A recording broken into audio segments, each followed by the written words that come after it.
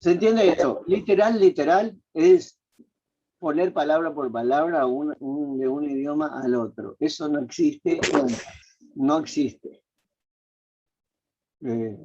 Cuando nosotros estudiamos hebreo y vemos el original y traducimos y usamos Reina Valera o la Biblia de América como literal, nos damos cuenta que Reina Valera tampoco es literal. No traduce el original. Hay muchos cambios. Entonces ninguna traducción puede ser literal. Por eso las nuevas traducciones lo que hacen es traducir el sentido, o sea, el significado de lo que dice un idioma al otro. Entonces sí se puede hacer una traducción de sentido. Pero claro, si yo leo del hebreo, del arameo, del griego, es literal. Ahora, además de ser literal, cada libro tiene un estilo literario distinto. Entonces, por ejemplo, Génesis del 1 al 11 es lo mismo que el estilo de literatura de las parábolas. Entonces, mucha gente, por la tradición del siglo XVIII de historia, confunden la manera de contarlo con la historicidad. Entonces, una cosa sucede, ahora, ¿cómo la contás? Si la contás como tradición oral, tenés que hacer un relato que pueda transmitirse sin estar escrito. Eso es 1 al 11 de Génesis. ¿Sí? Ahora, si ya tenés escritura, como es el caso de Moisés, del Éxodo para adelante es distinto. ¿Por qué? Porque Moisés está escribiéndolo cosas que ya vivió. Ahora, después tenés en el Antiguo Testamento 3 partes.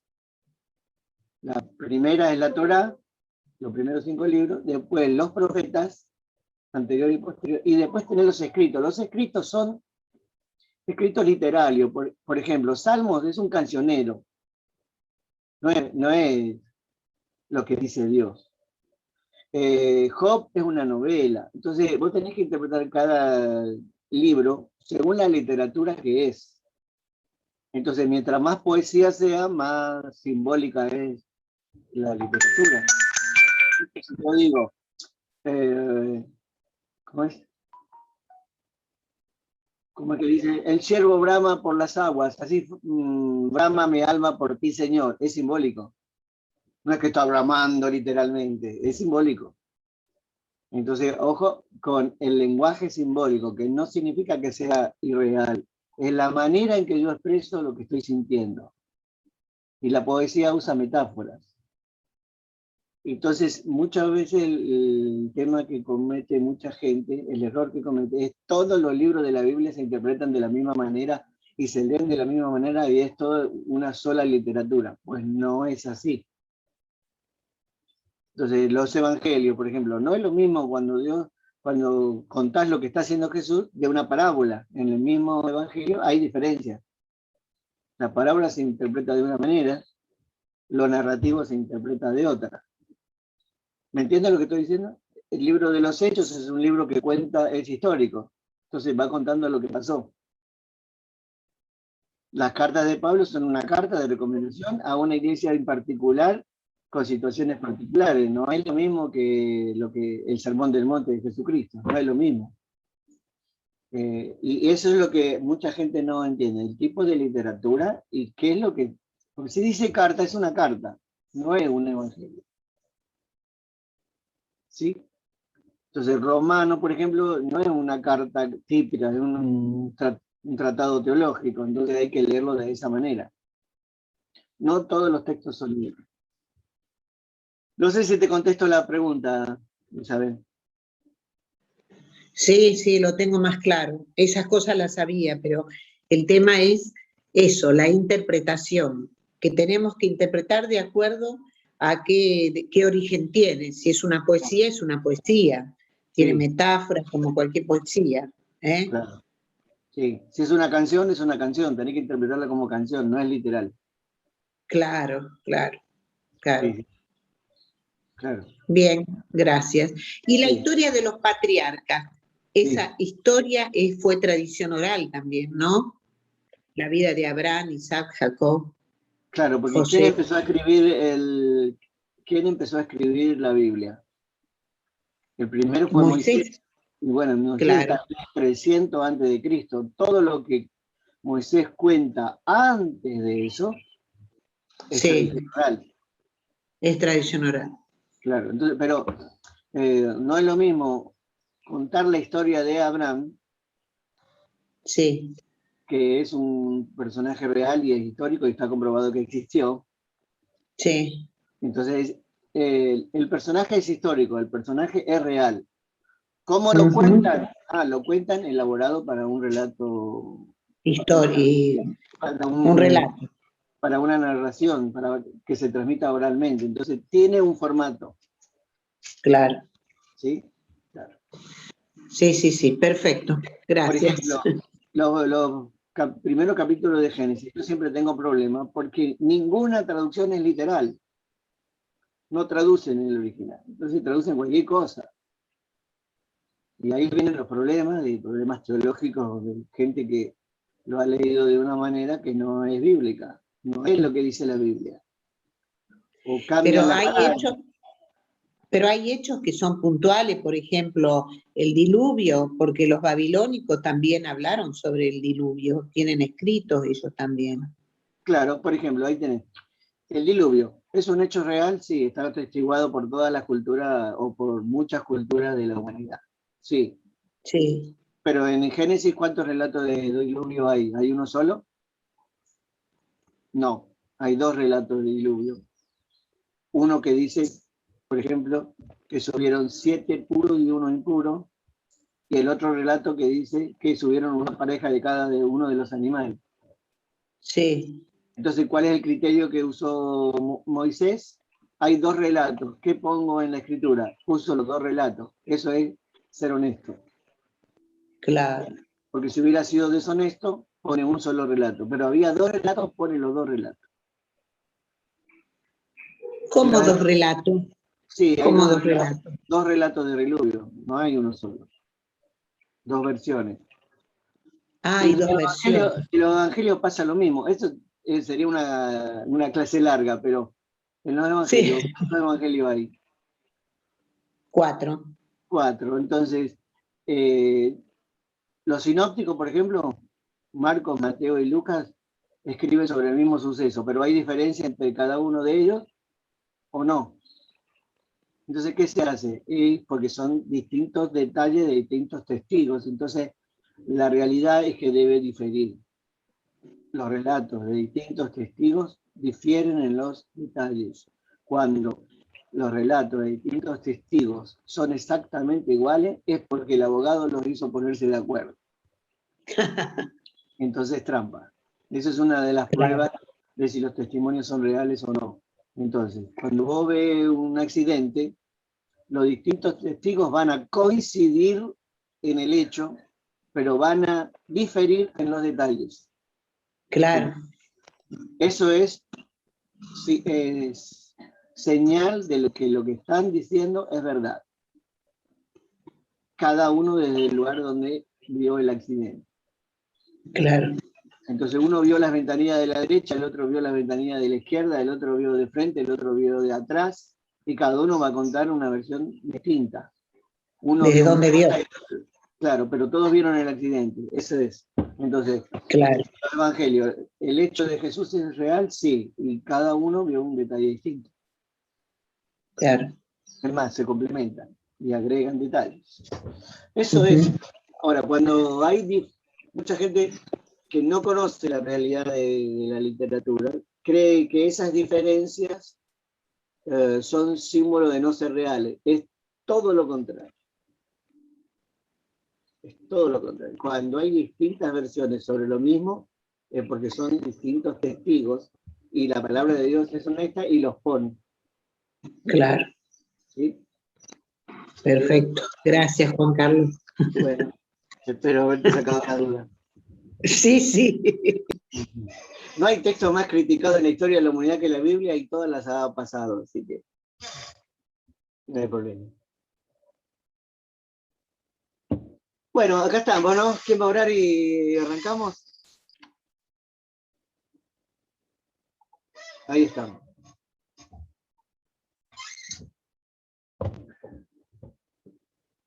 ¿Quién ¿Quién se conectó último?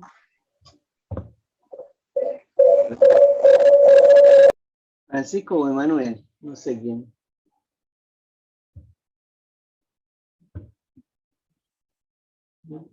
¿No se pueden hablar? Bueno, dale.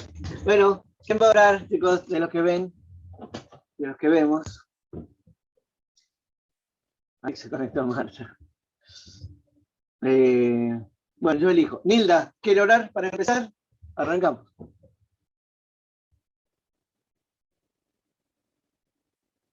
Tiene el micrófono muteado, perdón. Sí, gracias. Ahora sí. Dale, ponle, por favor. Padre, te doy gracias en el bendito nombre del Señor Jesús por este hermoso momento en el que podemos compartir este estudio enriquecedor del conocimiento de tu palabra, de tu voluntad, de tu verdad. Te rogamos en esta mañana que el Espíritu Santo nos dé claridad, sabiduría y que la palabra enseñada sea implantada en nuestros corazones, en nuestras mentes, para siempre y para servicio de todo aquel que quiera conocer aún más del Señor Jesús. Te damos gracias, te bendecimos en el nombre de Jesús. Amén. Amén. Amén. Bien, no sé, no existe la casualidad, pero en este tiempo, desde la última clase hasta hoy, apareció el tema de la serie de Netflix, hecha por argentinos acá, por España, por españoles, y se llama El Reino. Yo le dije que lo podían ver, ¿no? ¿Lo vieron un poquito? Y si no, bueno, después lo ven. Bueno, ¿qué modelo de iglesia me presenta El Reino? Me presenta un modelo de iglesia con mucha multitud, con un escenario, ¿no? Con el pastor comprometiéndose con un político, o sea, todo como una especie por eso el título es muy sugestivo, El Reino. Y el reino tiene un rey y tiene súbditos, y me maneja un modelo de iglesia. Ya sabemos que la libretista, obviamente, es abortista, está en otra cosa, pero muestra una visión. Nosotros que estamos caminando todos los días en las iglesias, vemos que esa visión, la pregunta que les voy a hacer hoy es, ¿hay gente que está buscando ese modelo, esa visión, dentro de las iglesias evangélicas? Por supuesto que la ficción es súper exagerada, pero está buscando ese modelo, porque justamente la clase de hoy tiene que ver con eso, con la serie y un modelo eclesiástico, y también lo que hizo la periodista de perfil con su investigación.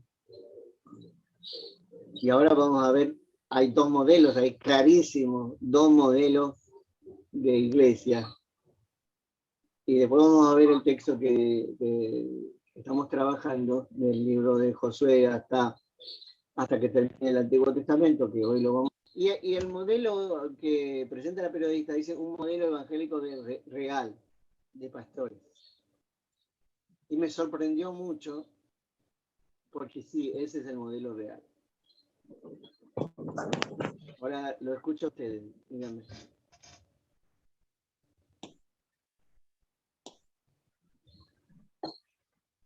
¿Están de acuerdo que la serie del Reino está alejada de la realidad evangélica o no? A mí me pareció, al final anoche lo pude ver, profe, y me pareció, sí, exagerada, y es como que una imagen terrible muestra. O sea, yo creo que hay cosas que no son tan fuera de la realidad. Hay iglesias que tienen ese modelo. No sé si todo lo que cuenta, todos los detalles, la vida de los pastores, etcétera, etcétera, pero No sé, me pareció muy fuerte. ¿Y que hay pastores que transan con los políticos? Sí, sabemos que sí. Ujú. ¿Cuántos son esos de los evangélicos? Muy pocos son. Pero que existen, Existen. existen. Sí. O sea, un debate en el grupo de pastores, ¿no?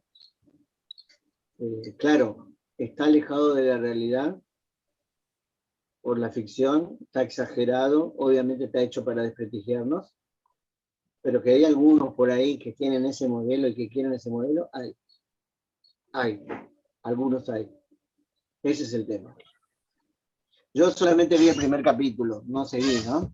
Vi el primer capítulo porque para saber qué es lo que estaba haciendo. Y obviamente el primer capítulo de Espanto Oso es un modelo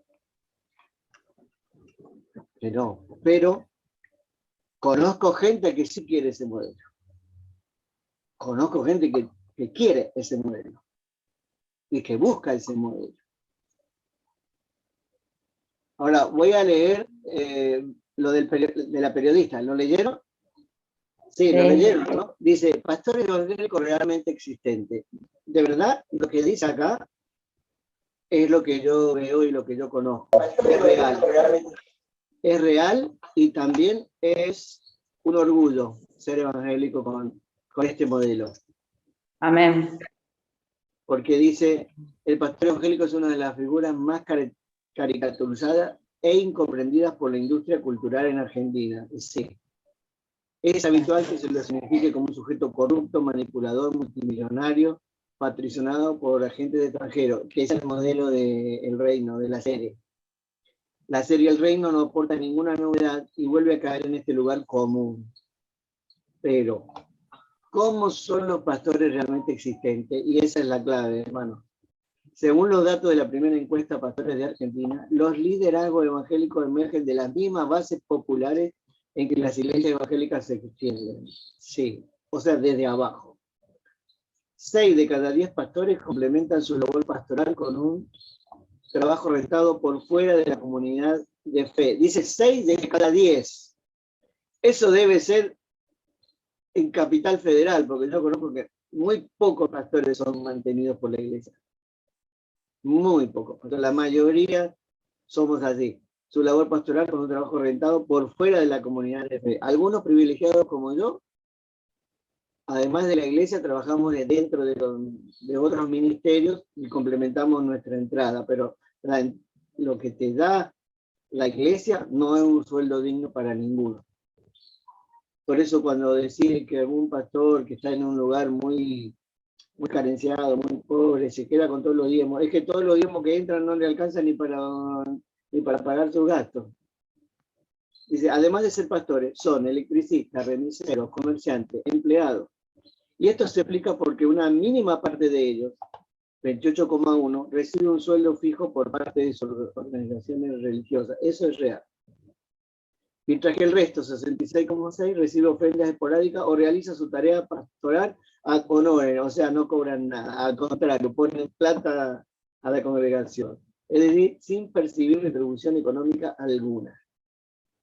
Esto es real. Bien por la del periodista. Dice, ¿cómo llegan a ser pastores? Y acá viene. El acceso al liderazgo no es anárquico ni está digitado por agencias de poder del exterior. No, en general no.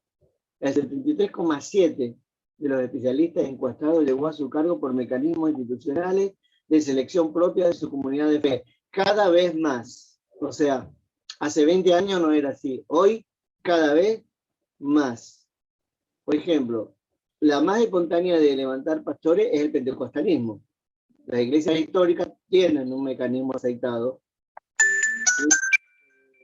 prueba de presbiterio y todo eso. El pentecostalismo hace 20 años atrás, cualquiera podía ser pastor. Hoy todavía existe ese modelo, pero las grandes denominaciones, como la Unión de las Asambleas de Dios, como la Iglesia de Dios, como la Asamblea de Dios, y alguna otra que yo no lo tengo en cuenta, si no estudiaste en el seminario, si no estudiaste en el Río de la Plata, si no hiciste un curso, si no te capacitaste, difícilmente te den el carnet de pastor. Así que cada vez más hay pastores que son levantados de acuerdo a también su formación y su experiencia. ¿Debemos mejorar eso? Por supuesto que sí. ¿Sí? ¿Sí? Dice, o instituto bíblico, el Ministerio de Formación Pastoral, o sea, entonces a veces los pastores forman pastores, que es la forma más común. Mientras que el 24 indicó haber recibido instrucción de su propio pastor. Si el pastor está preparado y tiene experiencia, bien, si no, va a tener que... Eso hay una cosa que hay que mejorar. Dice, únicamente el 5,2% se definió autodidacta. O sea que de 100 pastores, 5,2, 5 y un poquito más, se cortó solo, son autodidactas. Que eso es un porcentaje bajito. ¿Que hay que mejorarlo? Obviamente que sí. Dice, de modo que la abrumadora mayoría de líderes evangélicos acceden a espacios jerárquicos con algún tipo de entrenamiento formal, tendencia que sugeriría la consolidación de circuitos estables de capacitación pastoral y consecuentemente de profesionalización de la autoridad religiosa dentro del mundo evangélico. Es cierto todo esto, es verdad. ¿Cómo son las iglesias que pastorean? El 75% se emplaza en salones medianos y pequeños que generalmente o son parte de la casa de la familia pastoral, garage, o son locales comerciales alquilados, y el 80% tiene menos de 300 miembros. Yo diría, el 80% tiene menos que 300, mucho menos. 200, 50, menos, iglesia de 50, de 30, no sé, hay de todo. Que mayoritariamente son familiares, al principio sí, 39%. Y vecinos del pastor, o sea, del lugar. Fíjense las composiciones de la congregación y vas a ver un poquito que es cierto que la familia está ahí. Y después hay más gente. En Capital Federal y en provincia creo que podés tener miembros de la iglesia que están lejos de donde se congregan. Pero en las provincias, no, más cerca de donde se congregan. Pero hay de todo. Esta composición revela el gran secreto del crecimiento, dinamismo y potencialidad política de las iglesias evangélicas de la región, su anclaje territorial. Esta frase, recuérdenla, su anclaje territorial. O sea, quiere decir que están donde está la gente con las necesidades, trabajando con la gente que está en las necesidades. ¿Y somos nosotros o no? Somos nosotros. Nos describe muy bien. Nosotros, bueno, yo dejé el pastorado ahora en julio, pero Sinaí estaba trabajando en Sildañas, en Piletones, en la 1114, o sea, en las villas más necesitadas y carenciadas de capital. Estamos ahí, donde está la necesidad de la gente. Y los pastores son expertos barriales, ¿sí? Conocemos lo que pasa en el barrio. Conocen como la palma de su mano las problemáticas sociales que rodean su templo y las abordan. En nuestra encuesta, el 62,1% de los pastores declaró que su iglesia se inserta en sectores de bajo ingreso e identificó como principales áreas de conflicto e intervenciones las adicciones, la delincuencia, la pobreza y la violencia familiar. O sea, los temas familiares son la expertise, que significa, esta palabra es experiencia y conocimiento y práctica. En el manejo de las dificultades de su entorno coloca a los pastores como referentes reconocidos en sus zonas de influencia, sí. Y por ello, frecuentemente son conectados por funcionarios públicos. ¿Por qué? Porque como estamos aumentando de número, y cada vez somos más, los funcionarios públicos nos ven. Hay una parte política, pero hay una parte positiva. ¿Por qué? Porque muchos funcionarios, cuando conocen al pastor y su lugar de trabajo, su influencia y su calidad, prefieren poner un comedor en la iglesia evangélica que en otro lugar. Prefieren que la iglesia evangélica distribuya ropa. Eso no, a nosotros en Capital nos pasa eso. Supongo que en los demás lugares también. O sea, eligen a la iglesia por ser más confiables que otros lugares. O sea, el político que quiere hacer bien las cosas le echa la mirada a la iglesia. Y en general, se portan bien los pastores. Ahora, como somos muchos y eso genera voto, la tentación que aparece en el reino está.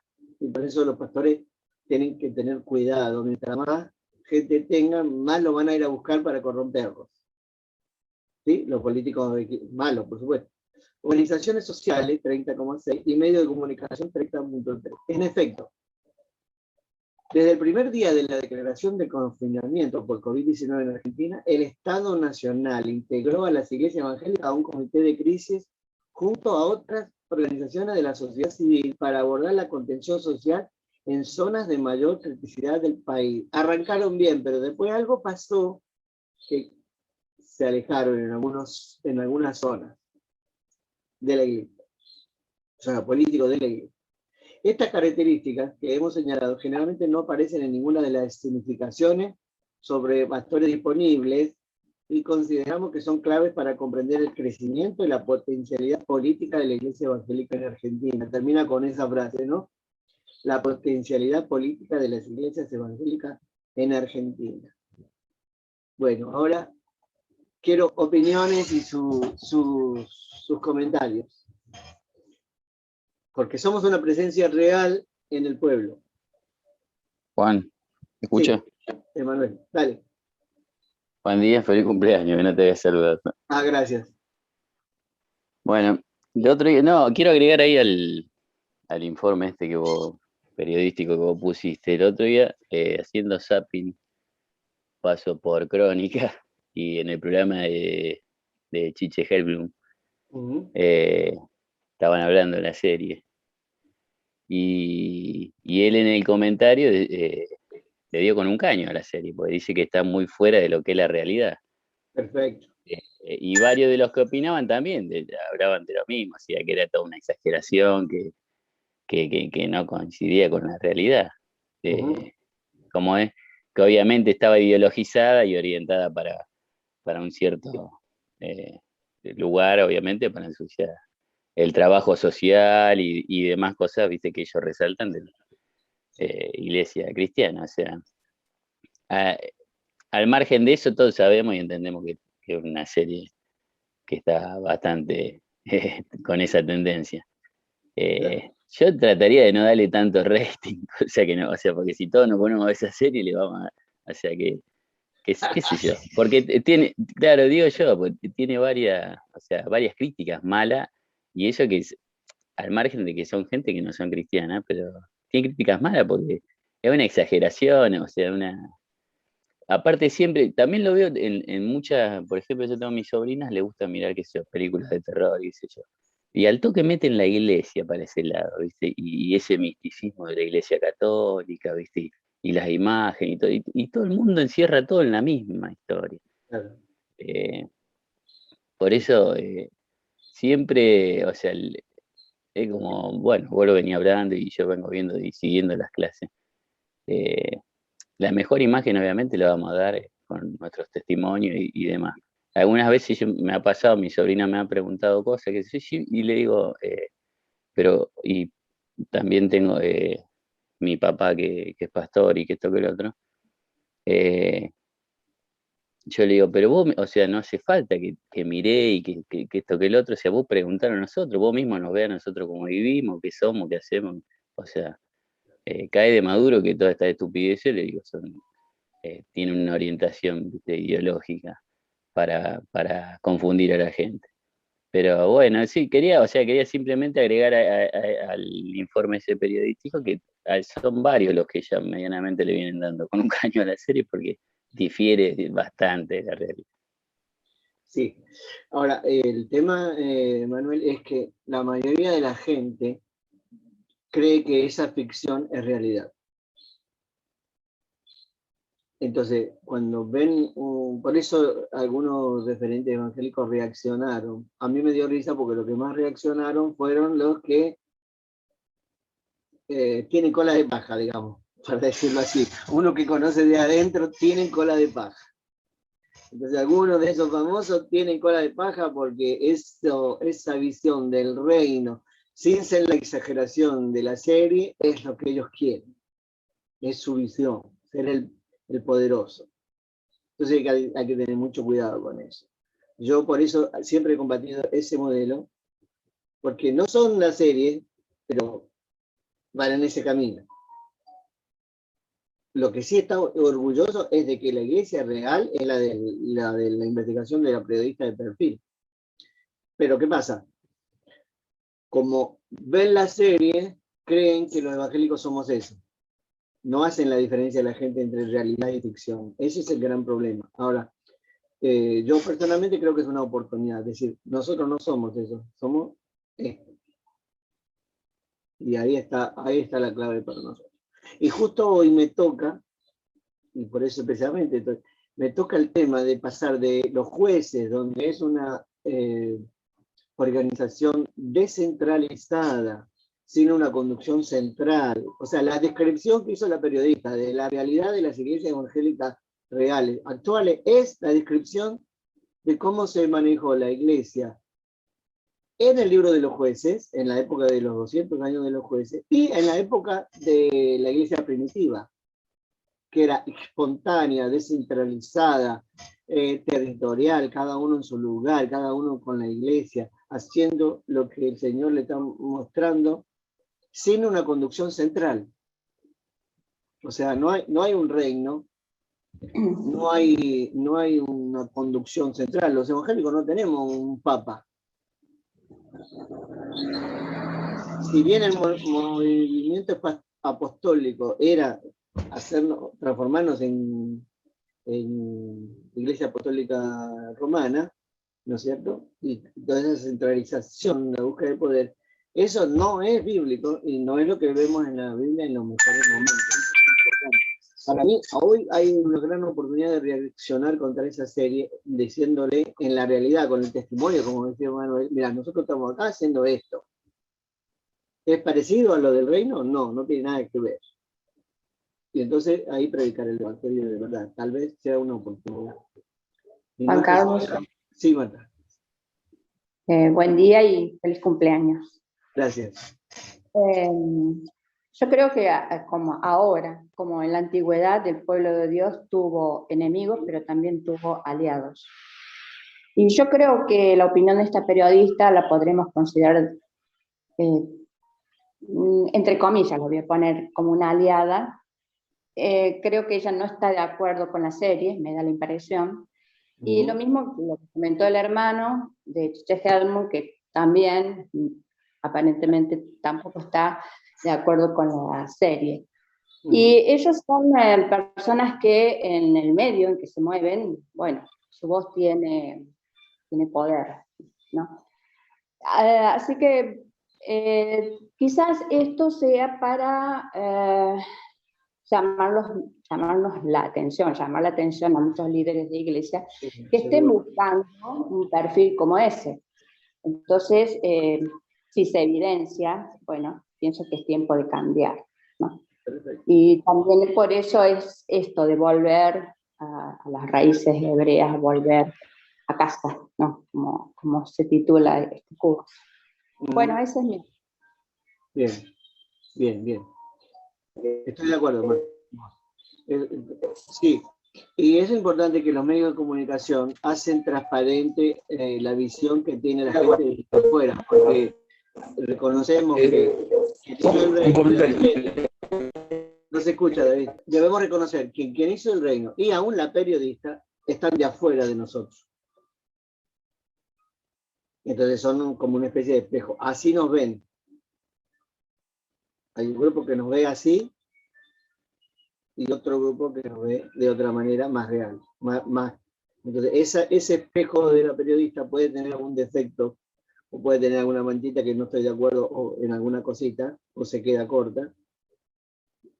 Pero es un espejo. Ese sí nos refleja. Ese está más cerca de lo que somos. El otro no. Pero si yo hablo con gente que no es cristiana, van a decir que los pastores son delincuentes, ladrones, corruptos, como dice la periodista. Y eso es lo que está tratando de reflejar el reino. Ahora, ¿qué intención hay detrás de esa serie? ¿Desacreditar la iglesia? Puede ser. Tomar un tema que está tomando vigencia en la sociedad Sí, porque yo hoy cumplo muchos años, 68. El tema es así, van a cambiar el modelo descentralizado del libro de los jueces, el material lo explica bien, donde el territorio se lo había dado Dios, toda la tierra prometida se la había dado Dios, y a cada uno le había dado un pedazo de la tierra prometida, ¿verdad? Entonces se van a distribuir y cada uno va a ir a tomar el lugar territorial, justamente usa eso, el material, lo mismo que la periodista, un anclaje territorial en distintos sectores de la tierra prometida. Y cada uno tenía que trabajar en dependencia de Dios. Y el tabernáculo, que era el santuario, iba de lugar en lugar. No es al revés como va a ser después. Entonces, la centralidad estaba en Dios y en la palabra de Dios, y es depender de Él. Así como cualquiera de nosotros que estamos en una iglesia, en una obra nueva, en un barrio, en donde sea, o en la política, donde vos sea, tenés que estar guiado por Dios. Y eso hay en el sistema nuestro, es el mismo que el del libro de los jueces y el libro de los hechos. Dependían de Dios, no dependían de una organización central.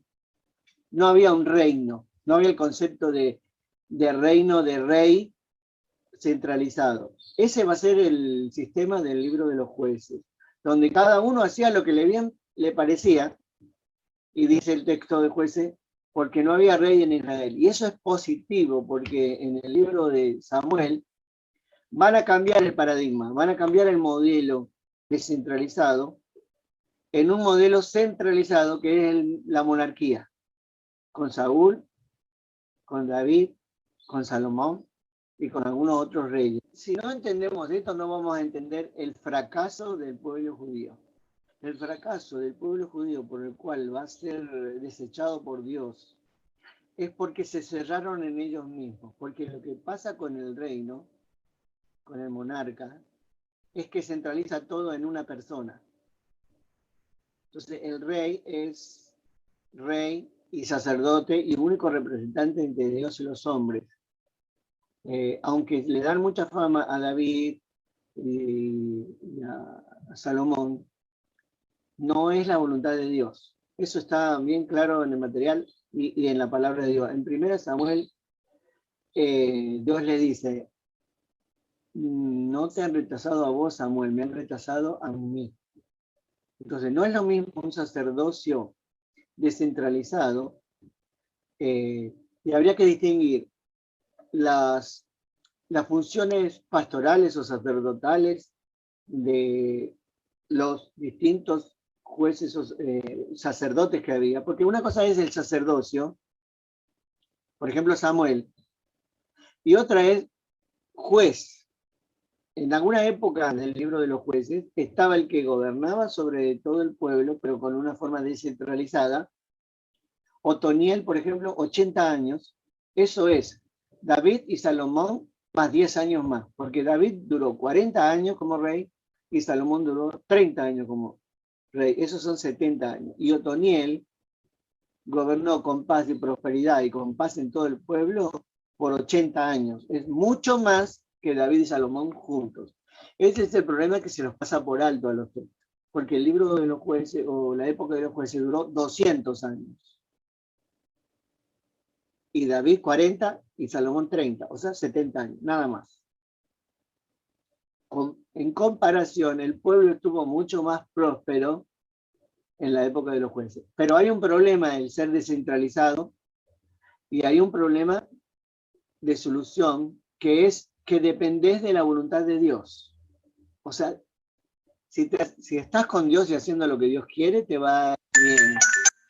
Si no estás bien con Dios, no te va a ir bien. O sea, te puede ir bien momentáneamente, pero no en el tiempo. Y eso se ve claramente acá. El modelo, por eso me emocioné mucho con el tema del modelo del reino, de la serie, y el modelo de la periodista, porque el modelo que ve la periodista es el modelo del libro de los jueces y del libro de los hechos, y es el modelo de todos los momentos históricos en que hubo avivamiento en la iglesia cristiana verdadera. está fuera de esos sistemas de poder monárquico, como por ejemplo la monarquía de la Iglesia Católica. Pero siempre está esa tentación, la tentación en que un hombre, una persona, una mujer, concentre todo el poder. Y eso ha sido malo dentro del cristianismo y ha sido malo fuera del cristianismo. No hay sistema monárquico o autoritario o con una persona en el poder que funcione como una bendición para todo el pueblo. Siempre ha tenido problemas ese modelo. Si ustedes leen el libro de Samuel, van a ver que les dice que cuando tengan el monarca y el rey, van a tener corrupción, van a tener abuso, van a tener explotación de la gente, etcétera, etcétera, etcétera. En el libro de los jueces, la explotación no viene de adentro del pueblo, viene de afuera. O sea, el pueblo es atacado por los madianitas, es atacado por los filisteos, es atacado por otros pueblos, pero el problema interno del pueblo es la corrupción. O sea, el pecado, como nosotros, léxico cristiano. El problema es el pecado, la corrupción. Eso es lo que hay que solucionar. Cuando los hijos de Elí, o sea, al final del libro de los jueces, está Elí, el sacerdote. ¿Quiénes fallan? Sus hijos. A Samuel, él anda muy bien. ¿Quiénes fallan? Son sus hijos. En vez de corregir el problema, que era la corrupción de los hijos de los grandes sacerdotes, optan por cambiar de modelo. Y ahí viene el problema. Porque la descentralización te genera un problema de autoridad para el que está al frente. O sea, si vos sos el que está manejando absolutamente todo con mano férrea como el rey, quien es disidente, quien no está de acuerdo con el rey, lo manda a matar. Ese es el modelo de David. Maltrató a todas las mujeres. Si quieren algún machista malo con las mujeres, es David. El rey David, no David Benítez, el rey David. Es machista desde el primer día. Maltrata a las mujeres, maltrata a Abigail, ¿no? Porque entró con el arca danzando y se le vieron las partes íntimas que estaban prohibidas. Y la mujer le dice, se te ven los genitales. Nunca más tiene sexo con esa mujer. O sea, la condena. Es malo. Le gusta a Betsabé, ¿qué hace? Hace todo lo posible por matarlo al marido para quedarse con la mujer.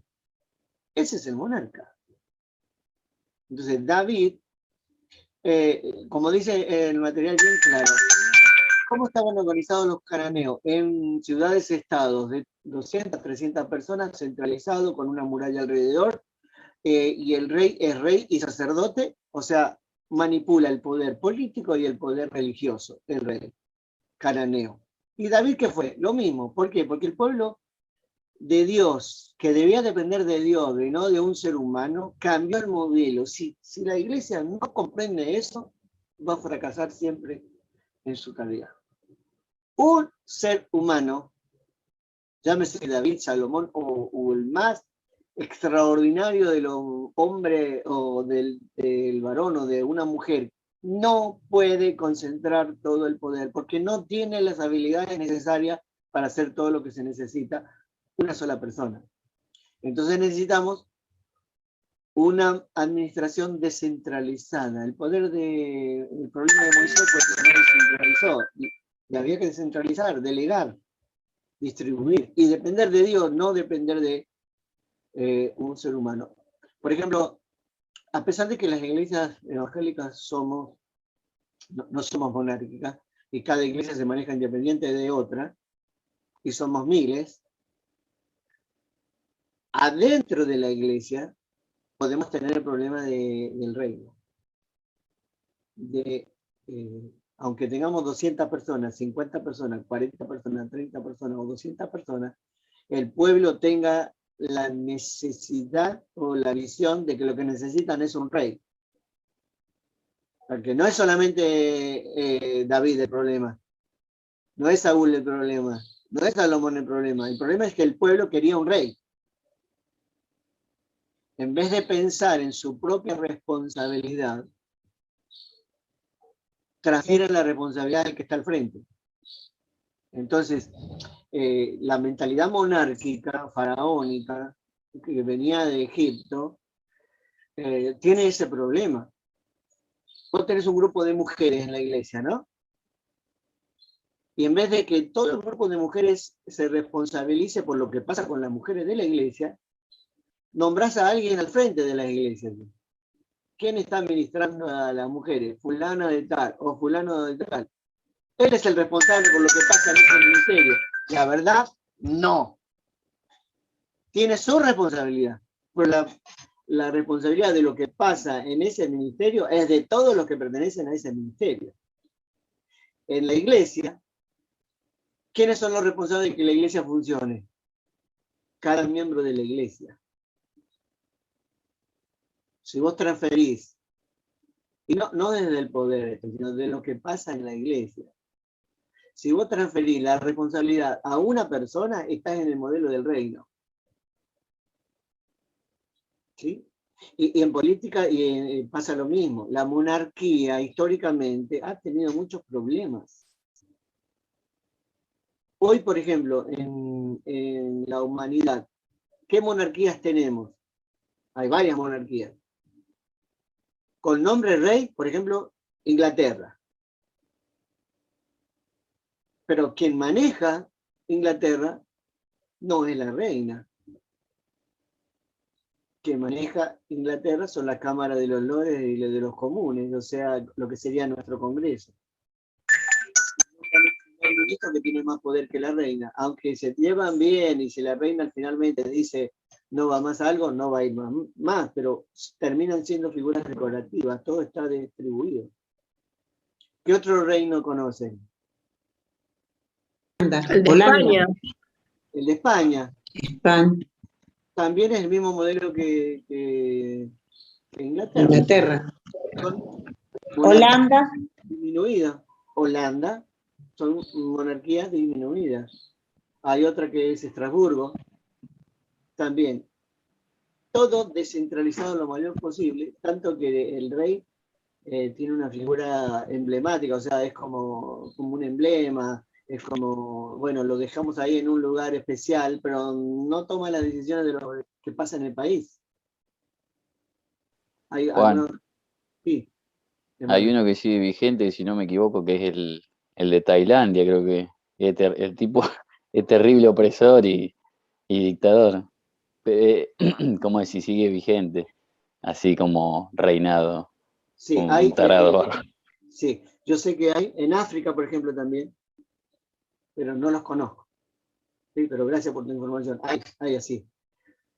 Ahora, monarquías disfrazadas de otra cosa existen, con una persona en el poder, claro, que maneja absolutamente todo. Y eso pasa en el comunismo.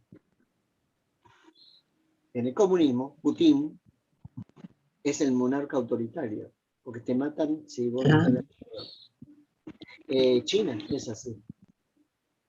Venezuela es así. Y ojalá que no, Argentina no caiga. Corea. Corea del Norte. O sea, las monarquías modernas son los de los partidos comunistas. Es una persona totalmente autoritaria que maneja todo. Entonces, no hay manera de controlarlo ni nada. Yo no digo que sea mejor la República, pero la República era un intento de tener tres poderes que se autocontrolen entre ellos. En la práctica, la mentalidad de reino existe aún en las repúblicas. No solamente en Argentina, en otros países también. Entonces, en los países entendemos que puede haber un gobierno autoritario, es más fácil administrar, porque si no tenés que estar lidiando y haciendo arreglo. Ahora, el problema básico no es la organización, el problema es la corrupción, es el pecado del hombre. Y entonces claro, ahí viene el poder de la iglesia. Pero el poder de la iglesia, mientras sea más descentralizado, es mejor, hermano. Esa es mi opinión porque yo lo veo en la Biblia. cuando vos tenés un movimiento que es, entre comillas, descontrolado, si ese movimiento es honesto delante de Dios y dependen de Dios, entonces va a funcionar. Ahora, si ese movimiento descontrolado, además de eso, es deshonesto y es sin la guía del Señor, ahí estamos en problemas. Entonces, ¿qué preferís? ¿1000 iglesias de 100 personas distribuidas en toda la región? ¿O una iglesia que tenga esos 1000 miembros concentrados en un solo lugar? Ese es el modelo de reino con el cual tenemos que luchar, porque es mejor que sea distribuido. Ahora, ¿cuál es el problema del modelo que tenemos y del modelo que observa la periodista del perfil? La capacitación de cada uno de los siervos. Claro. Los pastores y las pastores que están en esos lugares. Mientras más capacitado estén, mejor. Y en la iglesia, gracias a Dios, mi iglesia madre, por ejemplo, en medio del campo, donde la gente, por ejemplo, nosotros éramos 4. Uno, el único universitario de los jóvenes, de los 4 que nos convertimos de familia cristiana, era yo. Pero el otro era Pascual, que analfabeto, no sabía ni leer ni escribir. Y peor de estancia. ¿Qué hicimos? Le ayudamos a aprender a leer. Una vez que aprendió a leer, hizo la primaria. Una vez que hizo la primaria, hizo la secundaria. Una vez que hizo la secundaria, se casó con una chica que también estaba... o sea, él es el negro Pascual. Y se casó con María, una española. Una hija de española, bien blanquita. Eso fue porque la promoción social hizo que estuviera en las mismas condiciones que María para poderse casar.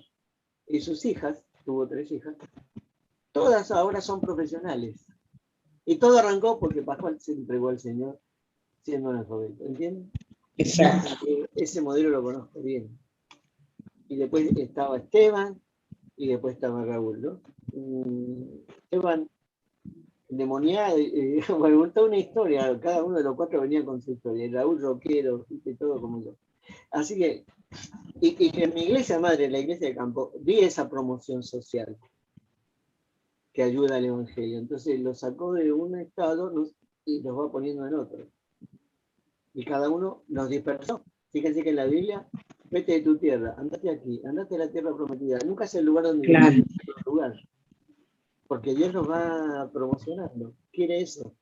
La mejor promoción social, podría decirse, si los políticos fueran inteligentes espiritualmente y honestos espiritualmente, y los hay, gracias a Dios, verían el poder que tiene la iglesia de transformación social. Claro. La iglesia primitiva transformó la sociedad del Imperio Romano, que era muy injusta, muy esclavizada. La cambió.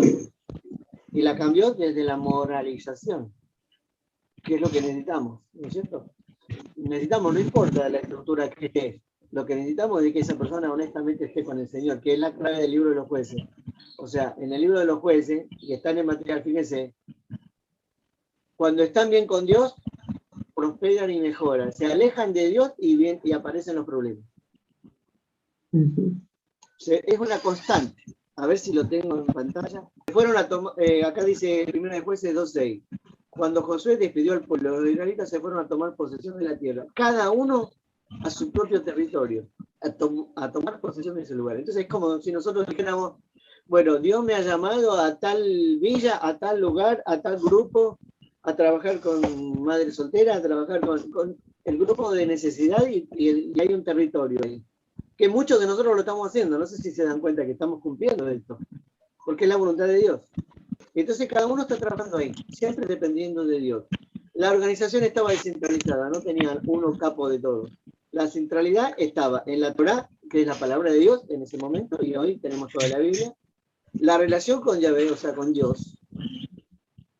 Y en el establecimiento y la continuidad de la iglesia, de la comunidad alternativa, que uso acá el nombre difícil porque es un material para estar en un libro, pero si no, la comunidad alternativa es el grupo que forma la iglesia que va a hacer un cambio donde esté, porque somos sal y luz. La cimentación de la comunidad alternativa se produjo en un fenómeno que es común a todo proceso comunitario, la cuestión generacional y la continuidad del proyecto del Señor. Y uno de los problemas que tuvieron, ¿sí?, es esto, Jueces 2, de 7 al 10. Y se ve en las congregaciones. El pueblo sirvió al Señor mientras vivieron Josué y los ancianos que le sobrevivieron. Porque el gobierno era mediante los ancianos.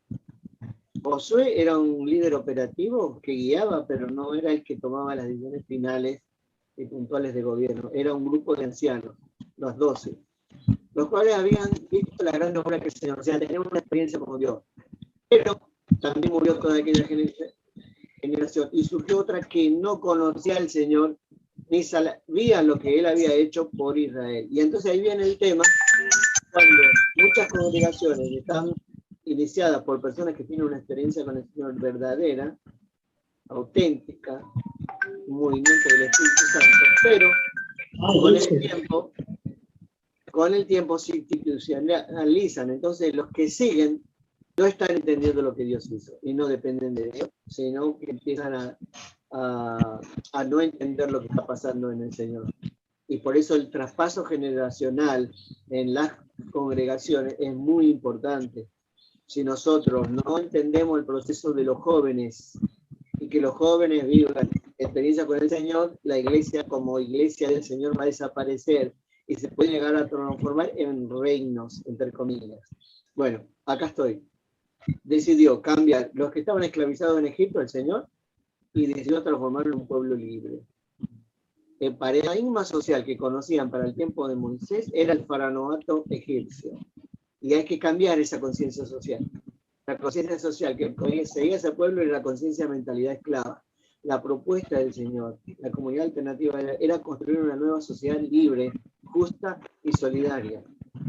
La conciencia, mentalidad que debía formarse, la matriz nueva a construir, era utópica, o sea, no existe.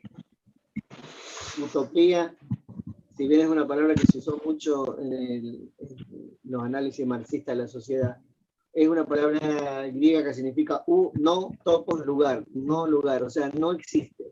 Hay que crearla, porque no conocían la libertad, y no conocían vivir en libertad. Y eso es uno de los problemas que nosotros como pastores, que tenemos la visión diferente, la visión de Dios, de la promoción humana y la libertad y el ejercicio de los ministerios y del trabajo, de acuerdo a los dones y el llamado de Dios, ¿sí?, tenemos, porque las personas quieren que le digan lo que tienen que hacer.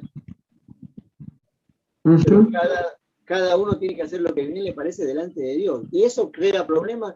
Claro. Cuando la iglesia es fuerte en cuanto a institucionalización y reino. Pero no cuando es un movimiento descentralizado. Por eso muchos movimientos dentro de los pequeños grupos terminan peleándose con el grupo establecido. O sea, ¿se entiende que hay un modelo que es el reino? El rey que maneja absolutamente todo, una sola persona con la suma de poder sobre todos los demás. Ese es uno de los problemas. Ahora, ponele, yo soy pastor, ¿no? Yo fui pastor, soy pastor, voy a ser pastor, pero estoy al frente de una congregación. El primer problema que tengo es que alguna gente va a entender esto, que lo que hace, lo que debe hacer es porque el Señor le dice que lo haga, porque le ha dado los dones, las capacidades, y su ministerio es un llamado de Dios. Y la responsabilidad es ante Dios, no ante una persona institucionalizada. Y otra gente que te dice, usted es el pastor, díganos qué es lo que hay que hacer.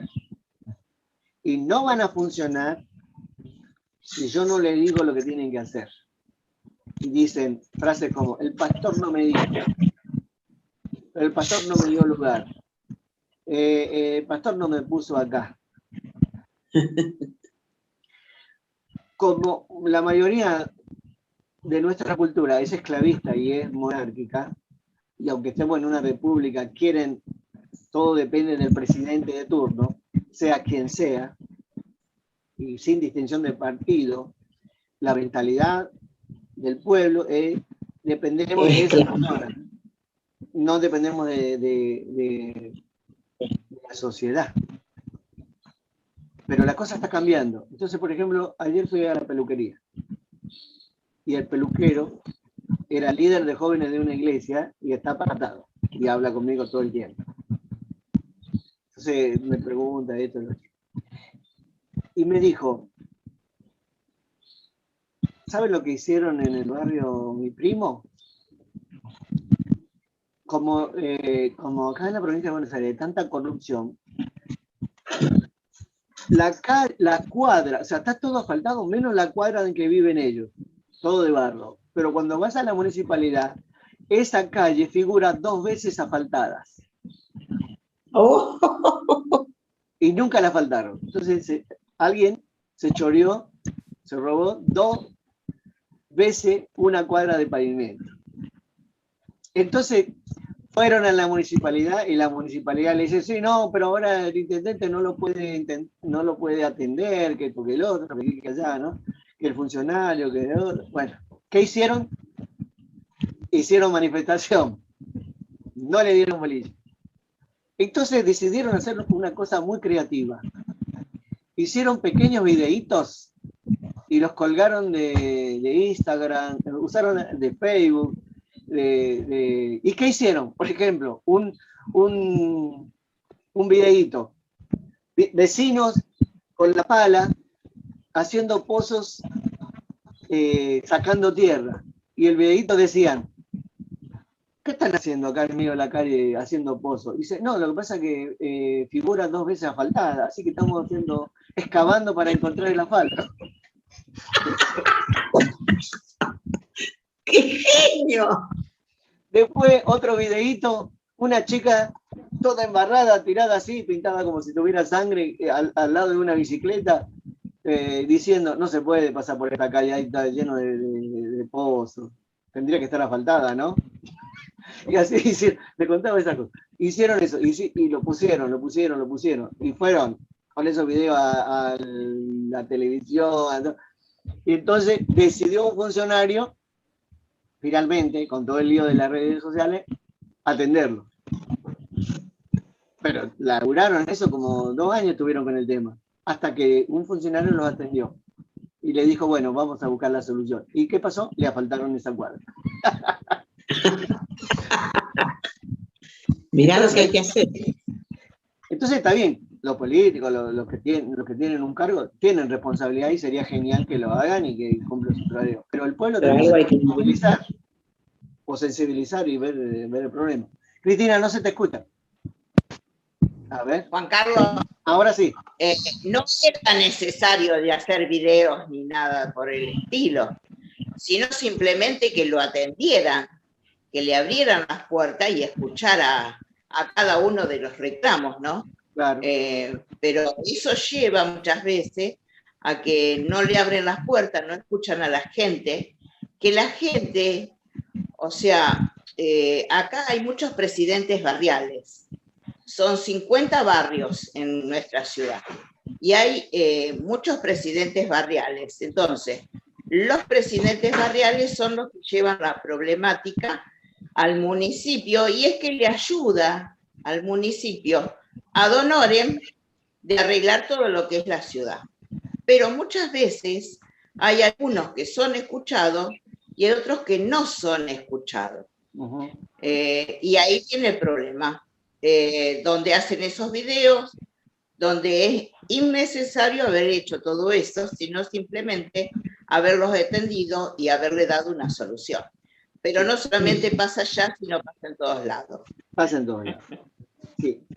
La cuestión positiva con la cual quería terminar esa reflexión es que la iglesia, cada uno de nuestros grupos, llámese iglesia, llámese obra misionera, llámese lo que es, como quieras llamarlo, son grupos que están en un lugar con las necesidades.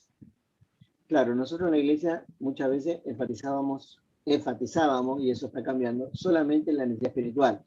La iglesia está para predicar y que acepten a Cristo, pero la realidad te lleva a atender todos los problemas. Claro. Hoy, afortunadamente, a través del estudio y la capacitación y la amplitud de la cabeza de muchos líderes, ya se sabe que la iglesia está para todo tipo de necesidad, porque está puesto ahí y tiene que atender las necesidades integrales, por eso la misión integral, ¿no? Y la iglesia cada vez está más comprometida con cuestiones problemáticas del barrio. Por supuesto que hay cosas que como grupos pequeños no tenemos el poder para luchar contra grandes corporaciones o con grandes estructuras de narcotráfico y todo eso, pero sí podemos ir rescatando y ayudando a la gente según el ministerio que Dios nos vaya mostrando en cada lugar. Unos dones. Y eso es fabuloso. Yo le he dicho muchas veces, yo viajo, ¿no? Y vos vas por el desierto y hay un arbolito en medio del desierto y cuando llegás a ese arbolito, el rancho que se cae a pedazos tiene un cartel que dice Jesús salva. O sea, que en cada lugar más ignoto y desconocido hay alguien que está ahí en el Señor. Te podés decir, bueno, no tiene la capacitación, está haciendo cosas que no están bien, pero está con el Señor. Y si nosotros trabajamos para capacitar a esa gente y ayudar a esa gente, y por eso estamos para ayudarlos a cada uno que está trabajando en su lugar, porque lo que están haciendo es la voluntad de Dios. Y lo que están haciendo se puede mejorar, pero la relación con Dios y la palabra es lo que va a mejorar todo básicamente. Es muy importante. Claro. ¿Sí? ¿Qué opinan?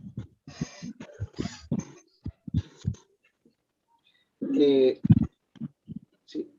Entonces, cuando en vez de seguir con la dependencia de Dios y de la palabra, quisieron copiar un modelo cananeo, que es el modelo mundano, el modelo de la sociedad, hicieron lo que hacían los reyes. Los reyes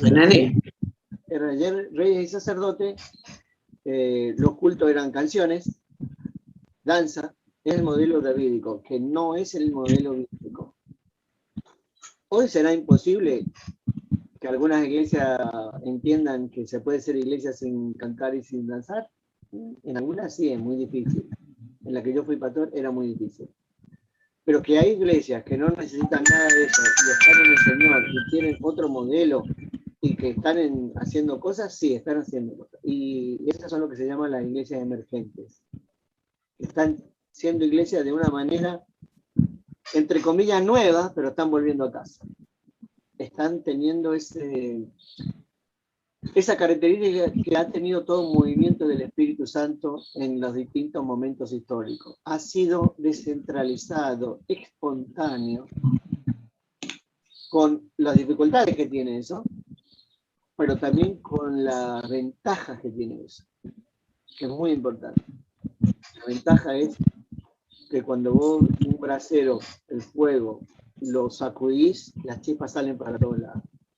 Y esas chispas van prendiendo fueguitos y se hace un gran fuego en todos lados. Eso es importante. ¿Sí? Bueno, ¿tienen alguna pregunta? Antes que internet se me corte.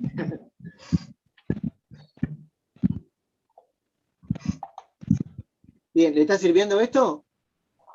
Sí. Voy a compartir y termino. Cualquier cosa me dice, hablen porque yo algunos los veo, otros no los veo. Bueno, lo que hicieron ahí, cuando dice comunidad alternativa de Yahvé, es la iglesia, ¿no? Ahora, es solo posible por fe. Acá es la imaginación, es por fe. Dios te da una visión. Así hay que hacerlo, ¿sí? Se necesita la creatividad que solo el Espíritu hace posible. Se necesita confianza en Dios, en Yahvé, y en su relación con nosotros para que la otra realidad aparezca. Es posible en Yahvé. Por ejemplo, yo tengo casos donde estuvimos trabajando en la villa. Y a algunos de los miembros de la iglesia le ofendía cuando yo decía, si conociste al Señor de la villa, lo que tenés que hacer es salir de la villa. Porque también el ciclo de la villa tiene una mentalidad y una visión. Y la visión de Dios siempre va a ser diferente a la que nosotros nos encontramos. Siempre va a ser distinta. Vete de tu tierra y tu parentela. Andate a otra cosa, a otro lugar. Sacate. Salí de ahí, ¿no es cierto? Bueno, los que me hicieron caso están promocionándose y algunos ya están en la universidad. Los que no, se quedaron en la villa y algunos tristemente son madres solteras. Entonces, por no saber seguir al Señor y controlar su vida. Eso es importante. No obstante, ante la angustia del pueblo, él hizo surgir caudillos, de esos son los famosos jueces, que solucionaban el problema. ¿Saben cuál es el detalle con los jueces? Que algunos eran creyentes y otros no eran creyentes. Por ejemplo, Jefté no es creyente. Y los ancianos de Israel lo convocan para que lo solucione y contrataron a un mercenario como Jefté. Pero Jefté tiene más problemas porque es el que ora, hace una promesa que no es bíblica, dice: la primera persona que me salga a recibir, yo prometo que la voy a matar. La voy a matar. Y ahí es cuando mata a su propia hija, ¿se acuerdan? Entonces, no fue una época perfecta, porque el problema es la corrupción siempre. Shofetim, que es el nombre de los jueces, en realidad significa libertador. Porque Dios siempre quiere liberarlo. La NBI es la que traduce libertadores. Está bueno, pero también traduce caudillo, que no me gusta. Porque en castellano, nuestro argentino, caudillo es una persona medio como reino salvaje, ¿no? ¿Se entiende? Es la fidelidad a lo que Dios quiere y la sujeción a la palabra. Listo. Entonces, acá viene la dinámica de la comunidad alternativa en los jueces. Era: el pueblo se aparta de Dios, de Yahvé, aparecen los opresores y los problemas. El pueblo clama de angustia o clama pidiendo ayuda al Señor, y el Señor hace surgir los libertadores. Solucionan el problema, se produce la liberación, y cuando están bien, en el transcurso del tiempo, aparece el olvido y a empezar de nuevo el proceso. Y eso es un problema de la dinámica espiritual para cada uno de nosotros. Cuando nos va bien, la tendencia es a no buscar a Dios con la misma intensidad que lo buscábamos antes cuando estábamos mal. Entonces ese olvido de Dios hace que vuelvan a empeorar las cosas, porque empezamos a hacer cosas que no son la voluntad de Dios. ¿Sí? Entonces, somos pobres, oramos a Dios, Dios nos prospera, cuando tenemos plata nos olvidamos de Dios. Estamos solos en soledad, oramos para tener una compañera de la vida o un compañero de la vida, ya tenemos un compañero de la vida, estamos casados, una vez que estamos casados, creemos que está todo bien y nos vamos olvidando de nutrir ese matrimonio y tenemos los problemas. O sea, las cosas necesitan una constancia permanente en el Señor. ¿Sí? Eso está claro, ¿no? ¿Para todos? Amén. Eso está claro para todos. Bueno, y por eso más descentralizado, o sea, nadie quiere ser Mesías, porque hay uno solo que es Mesías, que es Jesucristo. Los demás somos operativos nada más. Dios nos usa y nos deja de usar. Es así. Acá está lo de Otoniel que les mencioné. ¿Sí? Y estuvieron mucho tiempo. Bueno, en aquella época no había, es el famoso versículo que aparece en Jueces 17, 6, 21 a 25. En aquella época no había reina en Israel, cada uno hacía lo que le parecía mejor. Y esta frase se ha usado muchas veces para justificar el reinado, el reino, de alguien que le diga a los demás lo que Dios dice que hay que hacer. Pero esa frase en el libro de los jueces es una frase agregada después, cuando ya había monarquía. Por lo tanto, no se refiere a la época de los jueces, sino se refiere a que la monarquía era mala. Y cuando cada uno hacía lo que le bien le parecía delante de Dios, el tema, no que cada uno hace lo que le gana, hace lo que se le da la gana de Dios, sino que cada uno hacía lo que bien le parecía delante de Dios.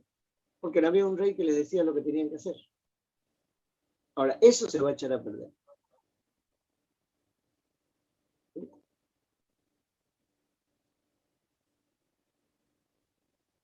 Y acá dice, bueno, todo lo que pasó.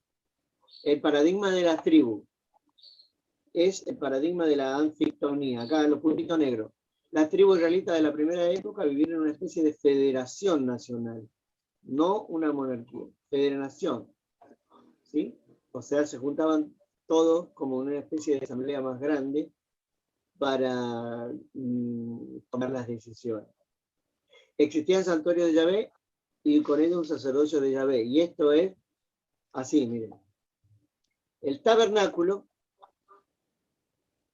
voy a salir de acá. El tabernáculo era portátil.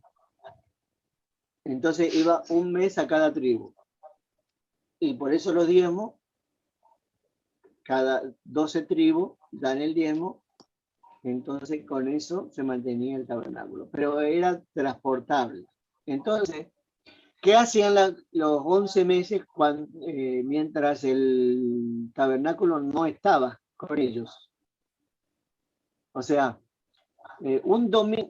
como sería un mes por año, el tabernáculo estaba en un sector. Entonces, todos podían a reunirse ahí, pero como ven en el tabernáculo no había ni canto, ni danza, ni nada.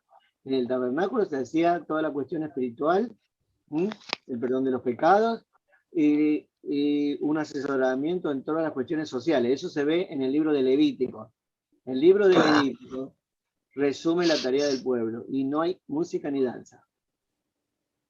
Ahora, fuera del tabernáculo, había una organización, y eran las organizaciones locales, que después en el judaísmo se va a conocer como sinagoga, pero que en la iglesia evangélica conocemos como congregaciones, donde cada semana, cada Shabbat, se reúnen para estar juntos. Y ahí, en la sinagoga, es donde se estudiaba la palabra, es donde se tenían las actividades comunitarias, es donde se decidían qué hacer con el sector en la que vivía esa comunidad, y ahí tenían fiesta, podían cantar, podían danzar, todo eso, pero no era parte de lo que hacían en el santuario.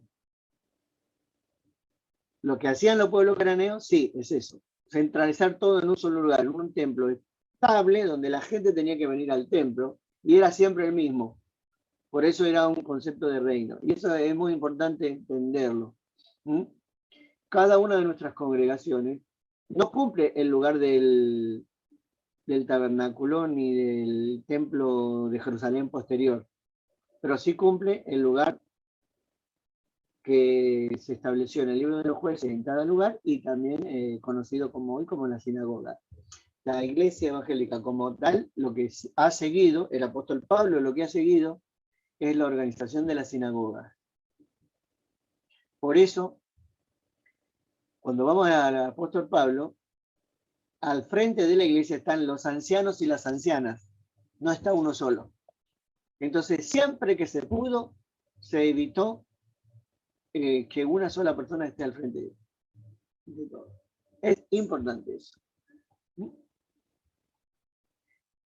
Por supuesto, hay dentro de la iglesia evangélica modelos así tipo reino que quieren la monarquía, sí hay. Pero el primero que sufre las consecuencias de un modelo centralizado en una sola persona en cada congregación es esa persona. Esa es esa persona. Y le voy a mostrar Bueno, ahora sigo primero. ¿Sí? Hubo en este tiempo figuras carismáticas, salvadoras, sí. Hay liderazgos, pero no eran permanentes. Las tribus fueron cohesionadas, o sea, unidas en el plano religioso mediante la fe en Dios, el Dios de Israel. Pero se consideró a Yahvé como el Señor de las familias, clanes y tribus. No se le veía aún como rey del pueblo. Soberanía sí, pero no reino. O sea, no uno solo. La fe en Yahvé constituyó la base para la autocomprensión de Israel como pueblo de Yahvé. O sea, la unión la daba Dios y la palabra. Sí, pero era una federación flexible, dinámica, sin monarquía, ni funcionario, ni milicia profesional. No era una unidad monolítica del pueblo, o sea, no había monarquía. ¿Sí? Pero, ya saben, en 1 y 2 Samuel, 1 y 2 Reyes, 1 y 2 Crónica, se va a contar cuando dejan el proyecto de Dios y se transforman en monarquía. Ahí está.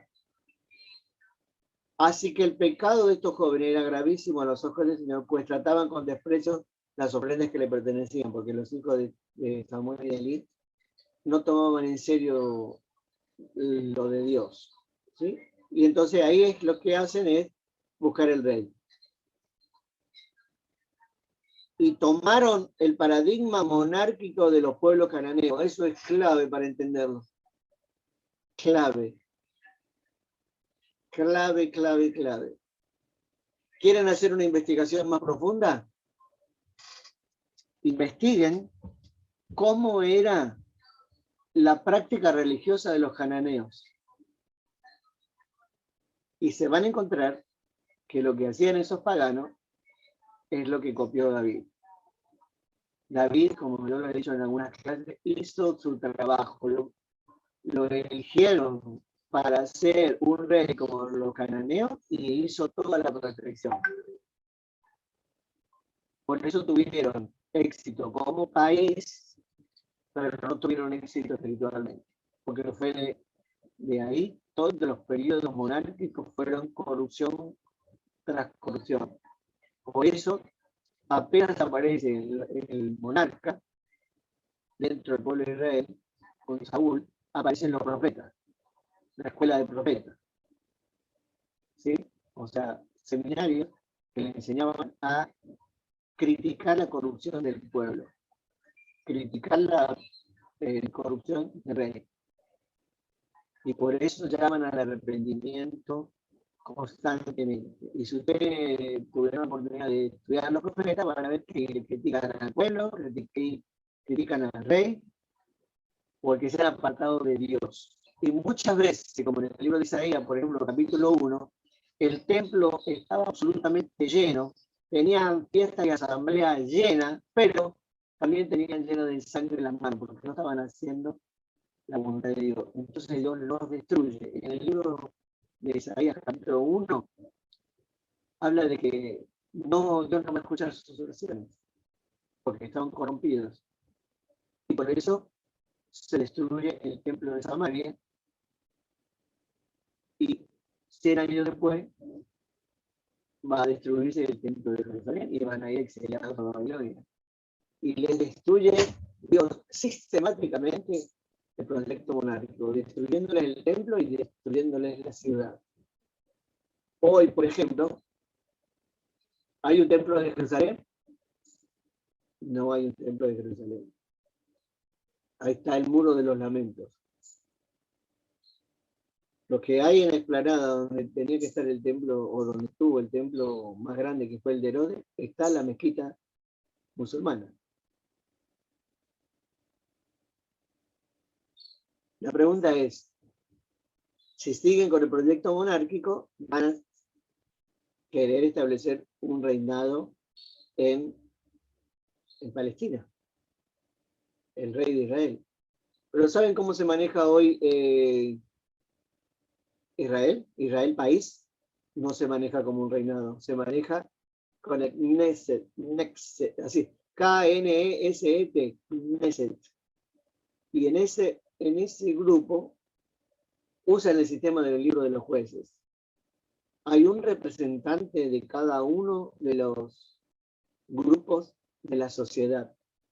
O sea, también en el Knesset hay representantes de Palestina, hay palestinos, árabes, musulmanes, hay de todos los representantes de la comunidad, ateos, lo que quiera. Hay un representante de cada uno de los grupos sociales del país. Y ahí toman las decisiones y tienen un primer ministro que los ejecuta. ¿Sí? Ahora, siempre está la tendencia a que ese hombre, sea primer ministro, rey o no sé, o líder comunista, centralice el poder.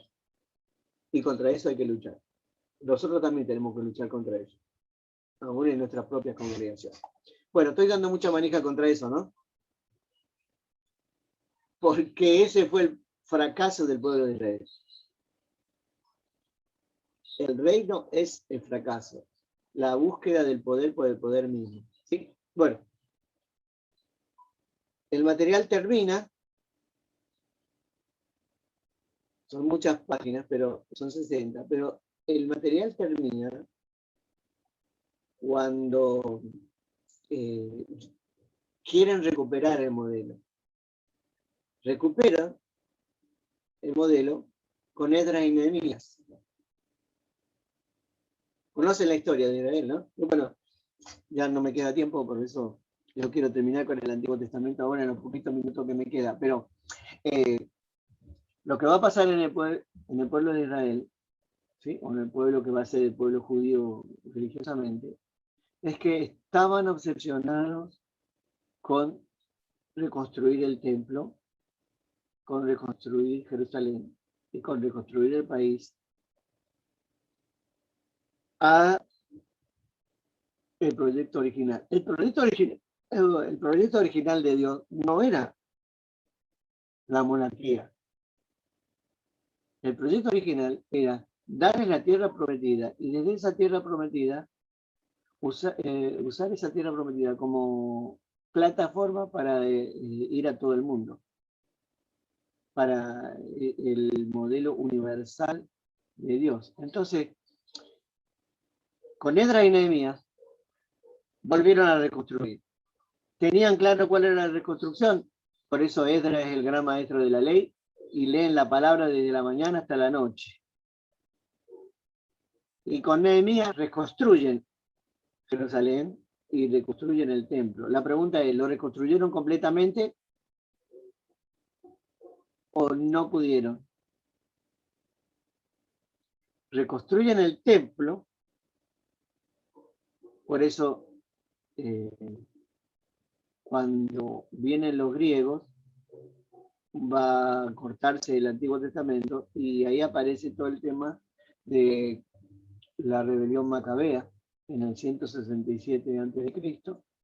para volver a recuperar el templo, porque había sido, ¿cómo sería? Vino Antíoco Epífanes y en el 167 a.C.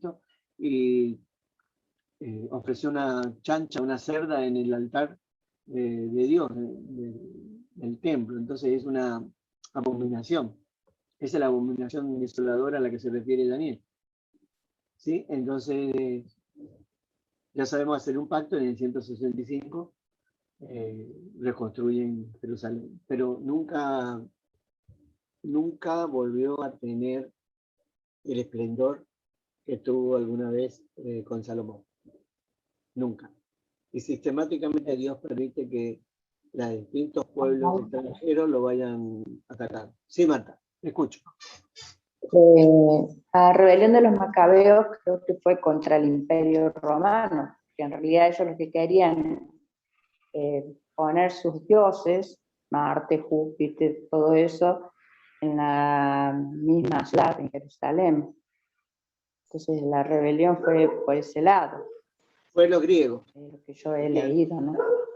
Sí, cuando se muere Alejandro Magno, sí, sus dos generales se dividen el territorio.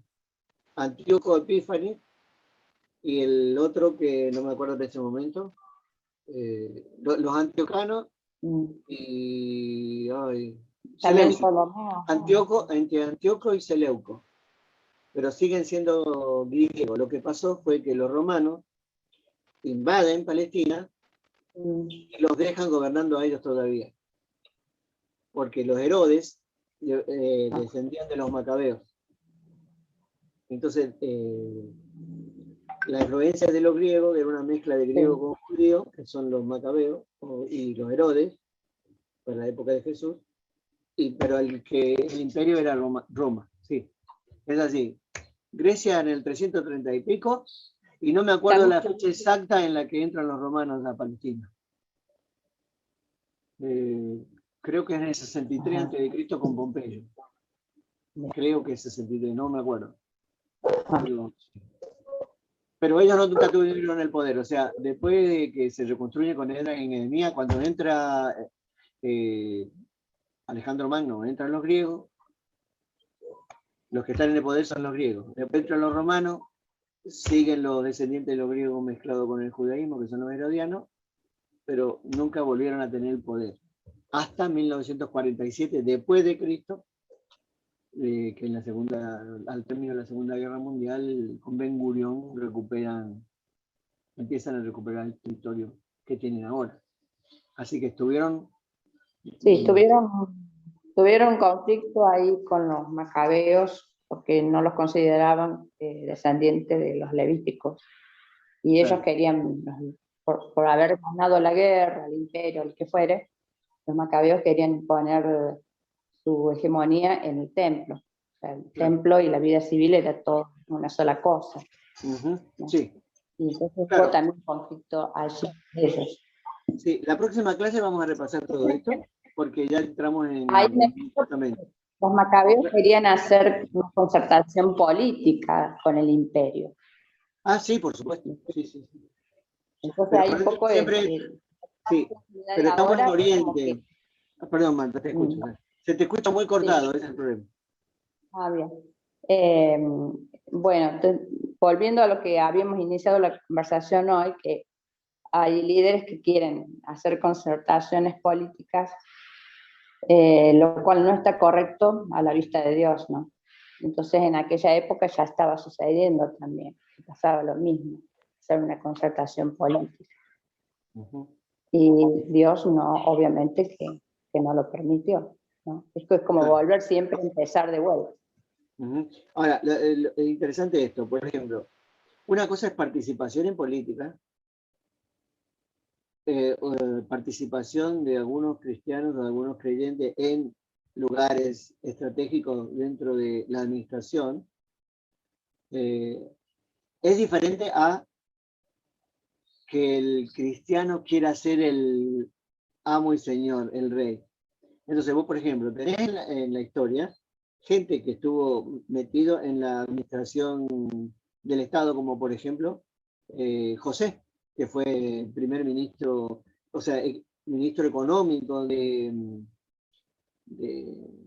Egipto, para administrar los recursos económicos, y Dios lo puso ahí. Ahora, a José nunca se le ocurriría ser el faraón. Ahí está el problema del reino. Que Dios te ponga en un lugar estratégico que pueda ser usado para bendecir al pueblo, como José, o como por ejemplo Nehemías, ser copero del rey, y por eso tuvo los recursos para poder reconstruir Jerusalén. Eso es una cosa.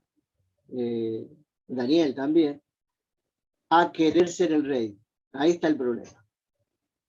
Yo creo que la participación en el trabajo necesario en la ciudad y todo eso es importante. Si Dios te llamó, podés participar en trabajar, pero no tenés que tener un anhelo de poder. Ahí está el problema, que corrompe todo. Claro. Sí. Indefectiblemente, cuando veamos el Nuevo Testamento, es el Imperio Romano, y el peor del Imperio Romano es la época del Principado Romano, en la clase que viene. Entonces, aunque Jesucristo, los primeros cristianos en el libro de los Hechos, no querían un lugar político, porque estaba corrompido por los Herodes, estaba corrompido por los romanos, no querían acceder a eso. Al hacer un movimiento social, al arrastrar gente, Jesucristo va a ser muerto como un preso político, porque por el rey de los judíos, o sea, acá viene un rey para sacarme a mí el poder. Esa fue la causa contra Jesús, que lo mataron a la cruz, fue política. No necesitas meterte en política, ni en una estructura de poder, ni querer estar en la estructura de poder para tener problemas. Vas a tener problemas si haces un movimiento de importancia en la sociedad. Y eso es la diferencia importante, y por el cual, mirá, cómo empezamos y cómo terminamos, ¿no? Lo que está mostrando el reino es un intento de desacreditar a los evangélicos, porque los evangélicos somos más cantidad de gente cada vez. Y eso influye sobre lo que está pasando en la sociedad. Y como tienen capacidad de voto, ¿sí? Y como somos antiabortistas o anti alguna agenda política actual, entonces se transforman en un problema. Pero lo que reconoce la periodista es que la presencia evangélica está, y tiene un protagonismo, y tiene tenemos, querramos o no, una influencia social muy importante. Por eso empieza a hacer cosquillas los evangélicos a los políticos. Nada más que porque estamos haciendo, desde mi punto de vista, no en las cúpulas eclesiásticas, ni siquiera en los grandes referentes evangélicos famosos, sino en todos nosotros que estamos trabajando desde abajo. En las primeras, segundas, en la tercera línea. Sí, Emanuel. Sí, obviamente que sabemos y entendemos de dónde viene este tipo de líneas y bajadas, como en política y ideologizadas. Porque es lo que pasa en Europa. Por ejemplo, la parte yo te cuento por un testimonio de un compañero que tiene familia en Alemania, él es descendente alemán y todo eso. Visitó todo.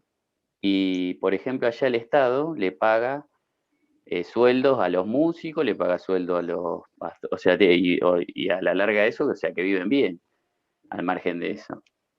Pero dice, ¿cuál es el problema de la iglesia? Dice que la iglesia, por ejemplo, no tiene que ser obsecuente a cualquier línea política que esté vigente. Claro. Y es lo que se trata, o sea, eso mismo también pasa en Inglaterra y en varios países europeos. En España todavía no, pero ya casi. Y tal igual.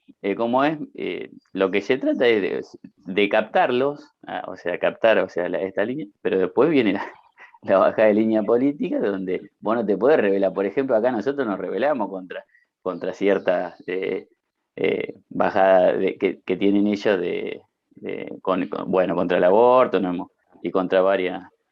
Pero dice que, por ejemplo, me contaba específicamente de Alemania, pero claro, como es, no tienen ni voz ni voto los cristianos. Claro. Lo que tenemos que tener claro nosotros los evangélicos es que nuestra agenda la tiene que dar la palabra y lo tiene que dar el Señor y la palabra, no un cierto determinado partido político. Claro. ¿Por qué?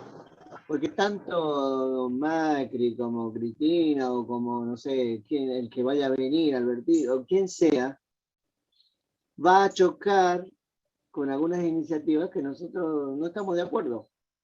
Y no importa que sea de un partido o de otro, porque la agenda de ellos, aunque sean de izquierda, de derecha, del centro, lo que sea, no es la agenda del reino de Dios, es la agenda del reino de los hombres. Entonces hay que tener cuidado con, o sea, una cosa es la participación política, ¿no? Como Cristina Zambrano, ponele, ¿no?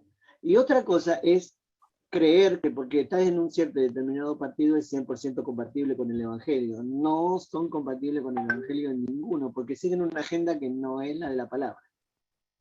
Y eso tiene que estar claro. Ahora, cuando nosotros nos sujetamos al Señor, a la palabra y al llamado de Dios y a la visión de Dios en lo que nosotros estamos haciendo en nuestras congregaciones descentralizadas, estamos trabajando como Dios quiere y hay una influencia sobre la sociedad. Esa influencia sobre la sociedad y ese crecimiento numérico va a impactar sobre las agendas políticas. No importa quién sea. Bueno, ahí la periodista. ¿Cómo? Ahí la periodista, creo que la periodista de perfil, me parece que también ella dice que las iglesias evangélicas son autosuficientes, que se automantienen. Sí. No y que creo que está claro que la iglesia católica es subvencionada por el gobierno. O sea, ahí ya marca una diferencia. Claro, claro. Entonces, el problema es este. ¿Hay iglesias que yo conozco que reciben ayuda del Estado para hacer ciertas cosas? Sí. Conozco eso. Ahora, el problema es, ¿cómo se administran? ¿Sometiéndose al Estado o manteniendo su independencia? Y ahí está el desafío de la iglesia. La iglesia tiene que mantenerse independiente en sus decisiones del Estado. Yo provengo de Bautista, por los problemas que cita Emanuel de Europa, uno de los principios anabaptistas, que también debería ser cualquier denominación evangélica, que venimos de los anabaptistas, pero en general, cuando vos lees los principios bautistas, dice separación de la iglesia y del Estado. Por eso no se acepta, o sea, los más recalcitrantes bautistas no van a aceptar ninguna ayuda del Estado, de ningún tipo. Porque se presupone que después el gobierno te va a pasar factura.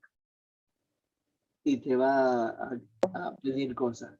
Entonces la iglesia debe cuidar su independencia, para mí. Cada iglesia debe cuidar su independencia. Yo puedo participar, algún miembro de mi iglesia puede participar en política, lo que quiera, pero la iglesia como iglesia manténgase independiente de las decisiones que tiene que tomar, porque si no, sonamos. Además, al perder independencia, perdés también influencia real sobre el pueblo, que es lo que Dios quiere. Deja de ser sal y luz. Te apagás la luz, digamos, apagás la luz, ¿no?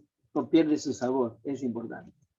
Claro, las congregaciones pequeñas, los grupos pequeños, dependen, o sea, económicamente de Dios, de la ofrenda voluntaria de la gente, que la gente entienda cómo es verdaderamente el diezmo, para qué se usa y todo eso. Pero bueno, ya sabemos lo que pasa. Si te sostiene la iglesia bien... ¿Cómo? Que muchos pastores trabajan. Sí, la mayoría. Lo que dice esta periodista es más o menos real. Podrá variar más o menos de lo que dice, pero es real. La mayoría de los pastores que yo conozco no son mantenidos por la iglesia. Ese privilegio lo tienen las iglesias grandes. O sea, las iglesias numéricas con mucha entrada de dinero. La mayoría no es así. Al contrario, como te dije en la clase, o sea, muchos pastores ponen plata, o pastoras, ponen plata de su bolsillo para el funcionamiento de la iglesia. No, es al revés. Pero bueno, eso nos da libertad. ¿Sí? Yo cuando me preguntan, ¿no? Porque cuando alguien es llamado al pastorado, ¿qué te dicen? Ay, pastor, me gustaría dedicarme 100% a la iglesia. A trabajar para el Señor y no tener que estar trabajando en lo que estoy haciendo. ¿Y sabe qué les recomiendo yo a esos pastores? No dependas 100% de la iglesia. Sostenete vos mismo. ¿Por qué? Porque si te dependés 100% de la iglesia, tus decisiones no van a ser independientes. Van a estar de alguna manera trabadas porque dependés de esa congregación. Económicamente. Y la dependencia económica te hace dependiente en otras cosas. Por eso, vos ganaste la vida y vos servís al Señor y vos estás libre de tomar las decisiones que vos sientas responsablemente y honestamente delante de Dios. Bien. ¿Nos encontramos con gente pastora que puede ser deshonesta? Sí, hay casos. Hay corrupción. Si le pasó a los hijos de Samuel y de Elí, no puede pasar a cualquiera. Habría que solucionar la corrupción. Bueno, no los principios. Eso es importante, ¿no? Bueno, ¿están de acuerdo? Si no, díganmelo, no hay problema. Estamos para aportar y para pensar. Yo quería terminar esta clase con esto. El estar descentralizado, el tener que depender de Dios y de los propios recursos, y depender de Dios para lo que vos haces, no es una desventaja, es una ventaja. Es algo bueno.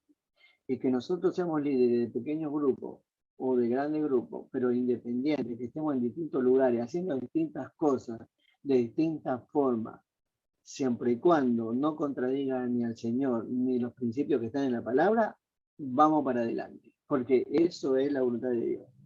Y las mejores épocas espirituales han sido esas. ¿Sí?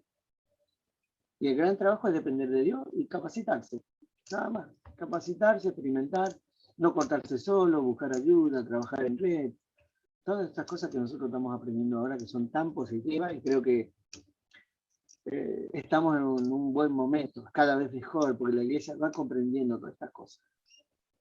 Y tengo que decir, gracias a Dios que permitió que una persona que no es creyente, que tiene otra agenda, ponga esa serie para movilizar. Y para que nosotros repensemos también los modelos en los que estamos. La pandemia también rompió muchos proyectos de reino, de iglesias, entre comillas, del reino. Y les hizo ir para atrás y depender de Dios y dejar esos superproyectos que, como habíamos hablado en algún momento en la iglesia, con el proyecto Babel, te genera mucho gasto de logística. Pero pequeño grupo operativo, trabajando para el Señor, ayudando a la gente, diseminado por todo el territorio, es genial. Ese sal y luz, bien dispersado por todos lados. Con eso estoy re contento. Y ese es el modelo que yo, desde mi punto de vista, ese es el modelo que quiere Dios. Y si creemos que 300 miembros es una iglesia grande, para mí, no. Está todo bien. Estuve yo en una iglesia de 1500 miembros, no siendo pastor principal, afortunadamente, sino uno de los pastores, como Chunal. Y bueno, mejor se dividió en 2 iglesias, ahora cada una tiene 400. Están haciendo cosas distintas. Entonces Dios, si no se subdivide por la buena, lo subdivide por las malas, porque la voluntad de Dios es esa dispersión. Bueno, ¿estamos, hermanos? Espero que haberles servido con todas las interrupciones. Gracias por la fidelidad. Uy, ya me pasé del horario.